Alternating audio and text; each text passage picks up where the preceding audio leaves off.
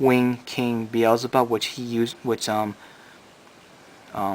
to think, General used against Kumui to win, which is pretty awesome. I really like this a lot.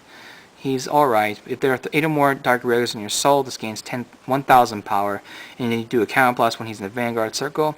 When this attacks, if there are 6 or more Dark Raiders in your soul, you may pay cost. If so, choose up to 2 Dark Raider Rearguard units. They gain 3,000 power for the turn, which I think is pretty cool, but then again, you are pretty much paying a lot of costs, and there's a big requirement, but with the newer stuff from the Rampage of Beasts, and we got this like right after them, this card probably be really broken. Not sure, but I'll look into it more once I get the card and possibly playtest it. And then we get the Assassin's favorite card that she uses against Misaki to win is the Mistress Hurricane. It's if there are 8 or more Pale Moon monsters in your soul, this gains 1,000 power. So potentially it can be a 11,000 Vanguard, but anything else, it's just vanilla 10th K beater for the Pale Moon in the rear guard. You can do a counter blast. When this is placed to the Vanguard, you may pay cost. If so, choose a Pale Moon in your soul and call it to the rear guard, which I think is really good. It's a counter blast of 2, but then again, we got the Dragon Tamer. I don't know, I forgot the last name. Dragon Tamer from the Rampage of Beasts, or another set. If I'm wrong on that, sorry. We got that one that's pretty much better than this one, but you play this one probably 1s or 2s, if so. But you have to watch out if you're playing Pale Moon, if you want to play this card plus the Dragon Tamer, which is a limit break one. You have to be careful with the counter blast, because Nightmare Doll Alice, this one, and the Dragon Tamer have a big high cost for counter blast, and it's just really pretty much a strategic deck. If it was my opinion, I would not play this card at all in Pale Moon, just my opinion, because if you're playing the Dragon Tamer, it's going to waste counter blast, but if you are not going to play the Dragon Tamer and you're going to play this instead, I would definitely recommend 2 or 3 for sure. And then you play 3 Alice's just in case one gets to the damage zone, and then there's no other way you can get one on the field. And then you play at least 2 to 3 Midnight Bunnies with this card. But if you're using the Trapezist monster, then you don't really need to play that many cards. So there's a lot of options for Pale Moons here. What else we got here?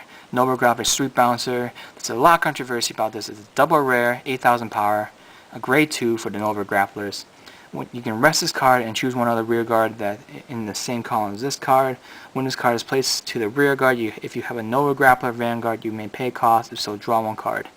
So you have to rest 2 cards in order to just draw 1 card. It's alright. I mean, it's one of those cards you have to debate about whether you want cards or not. But if you complement it with the, where is he? Top Gun, it's a perfect fit. But most Nova Grappler decks are playing these Blouse Kruger or whatever that card's named, because it's so much better than, you know, this guy here. In my opinion, I think it's better.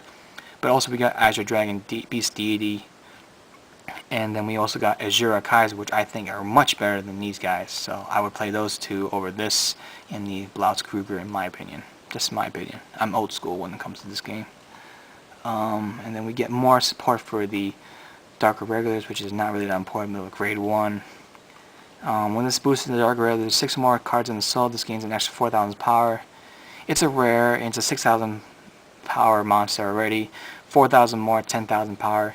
It's alright, but it's not as good as the bike of the Witching Hour, which I think is better than this. It complements well with the Blade Wing BLs. Bling Reiji, whatever it's called. I can't pronounce Japanese names for crap. And of course, then we also get more Shadow Paladin support. It's supposed to be more from the TV show, such as Black Feather Eagle, which I think they may change the name of this because they don't want to put death on an American card for kids, because it's America compared to Japan. Japan has less censors, I guess.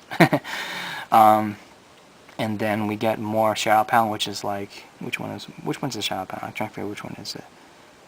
Where is it?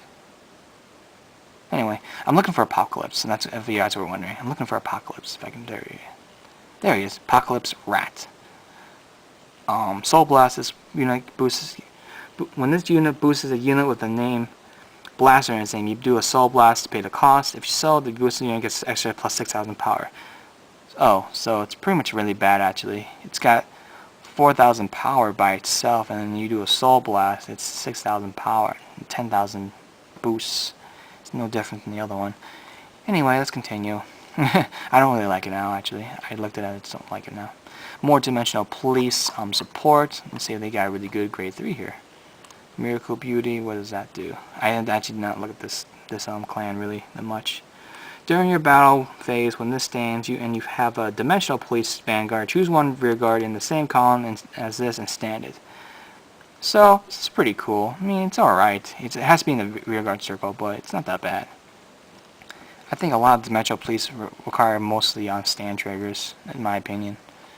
Let's see what else we got here, and that's pretty much it. That's pretty much all we have for really support. Oh, also the Darker Regulars and the Pale Moon get more support in the Grade 2 area and draw triggers such as the Dark Soul Conductor, which the General does use. If you put this in the guard circle in any time, intercept or from your hand to the guard circle, if you have a Dark Regular Vanguard, you get Soul Charge too, which is pretty nice, but it's not that great of a card in my opinion. I would only play 2 in him in the deck because there's so many other cards that do much better, and his power is so much weaker than like Emblem Master, and Emblem Master does more work than this guy does any day. And then you got the Bigly Big for them, for the Pale Moon, which is the same thing as the Dark Soul Conductor. So it's pretty nice. This one, I think you actually play 3 in the Pale Moon, because like they need more support for the Soul Charge, in my opinion. But I don't know, I haven't made a deck yet in a while for them. I'm still trying to make the deck. So, let's see how it works. And then we got the, what else we got here? More draw triggers for them. Hysteric Shirley for the Darker Regulars. When this card is put, you can put this card in the Soul and from the rear guard. If you have a Darker Regular Vanguard, you can Soul Charge again, which is nice because then if you're going for a game with Blade Wing Reggie, you can put him in the rear guard, put him in the Soul, and then Soul Charge one more time for the extra card that you may need. And then for the Pale Moon, I think this is another stand trigger. Yep, another stand trigger. You may put this in the Soul. If this is a Pale Moon Vanguard, choose up a 1 card unit damage and turn it face up. Which is nice in my opinion, I think, because with so many costs for the Mistress Hurricane and the Nightmare Dollhouse, Midnight Bunny, and the Dragon Tamer from one of the later sets, this card's really good in my opinion. And then I think that's pretty much it. That's all really needs to be notified about this set. I mean, there's a lot of cards here that are really good, but those are the cards that really stood out to me, in my opinion. And of course, we get the standard Murokamu stand, draws, heal, and critical. It's the 4 standards right here. Same thing with Neo Nectar. Neo Nectar, I didn't really look really into them much because I don't really like them myself. I looked at them, they're like, okay, but eh. And I'm very sorry for the video being long, but I just kind of want to put something out there. Oh, we got more burn. I forgot about the Kagero clan here. They get finally Burning Horn Dragon. This is going to definitely be changed for some reason. It's going to be it was changed in the TV show, so I'm going to assume it's going to be changed in the real life. It's a 9,000 beater. If this is in the rear guard circle, when this card attacks, there's a Vanguard with the name Overlord in its name. This gets plus 3,000, so it's a potential 12,000 monster by itself with Dragon Overlord or Dragon Overlord at the end in the main Vanguard. And it's going to be rare, so it's not going to be hard to get. Or really expensive either. Let's see what else we got here. Raw print. And of course we got the double rares. I think, yep, the double rare Knights of Friendship K, which Aichi did use in the last episode against Ren Susukamura. When this card attacks, if the Vanguard has a blaster in its name, gets an extra 3,000 power, just like the Burning Horn Dragon does the same thing. And then we got Knight of Lord de Bidier, which it's the same thing. But, you know, one's grade 1, red's grade 2, that's the main difference. But they're the same rarity, and they get 3,000 power for each time they attack with blaster in its name. And of course we get the Royal Paladins. I keep forgetting these cards, I'm so sorry. Wingull Brave, which is going to be the Royal Paladin is probably new starting Vanguard. When another Royal Paladin rides on this, you may call this the rear guard. In the rear guard, you can put this card in the Soul. When this boosted card named Blaster, with Blaster in its name, and the unit attack hits, you may pay a cost, which means put the card in the Soul. That's the cost. If so, search your library for up to 1 card with Blaster in its name, and reveal and put in your hand, and shuffle your library. So this is a potential to get another Blaster Blade or Blaster Dark, or any other kind of card that has Blaster in its name. I don't know if there's any other, but I don't know. And of course we do have Oracle Think Tank, which is we get an Evil Eye Riley because it's pretty good. When this card is placed in the Vanguard circle or Rearguard circle, if there are 6 or more Oracle Think Tank cards in the Soul, which is no problem for them, choose one card from your or opponent's hand at random and bind it face down. So pretty much they can't use it for the turn. At the beginning and end phase, this turn, that card is returned back to their hand and it can be used. I just kind of summarized like it was hard for me to read. That's one of the cards they're getting, which I really think is pretty cool. Other Oracle Think Tank cards again is White Rabbit, Rice Leaves. If you're playing the full moon, half moon, and the crescent moon like build for the Oracle Think Tank, this card will definitely help them out. When this card is placed in the Vanguard or Rearguard circle, if you have an Oracle Think Tank Vanguard, choose up to one Oracle Think Tank in your hand and put it into your soul. So if you can't complete it during that turn, you complete it with this card. This will help complete it. So you play at least 2 of these if you're going to play that deck, in my opinion. But I don't play Oracle Think Tank. But if you do want to play Oracle Think Tank with that build, I definitely would recommend 2 of these at least.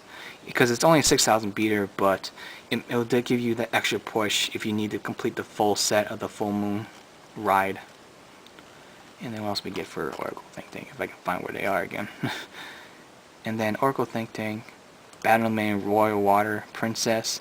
Gets an extra 3,000 power if there's 6 or more cards in the Soul and it's attacking, and it's in the Rear Guard. So it's potential to 12,000 beater just because of the cards in the Soul. And then Battle Sister Ginger. What does this do? Oh, it's a number critical for them. I did not know about that. So I think that's pretty much all I have to really talk about, I think. What's this? Super Robo. Oh, this is alright. It's not that great.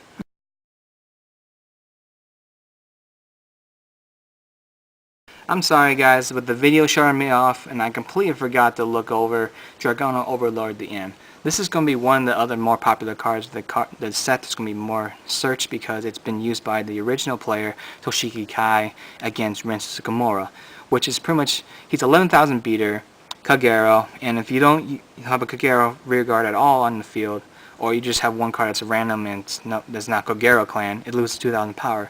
But it's no problem at all, because everyone plays Kagero in one deck. No one's going to mix it up decks and all. If Dragon Overlord is in your soul, it's going to extra 2,000 power, so potential 13,000 power right there.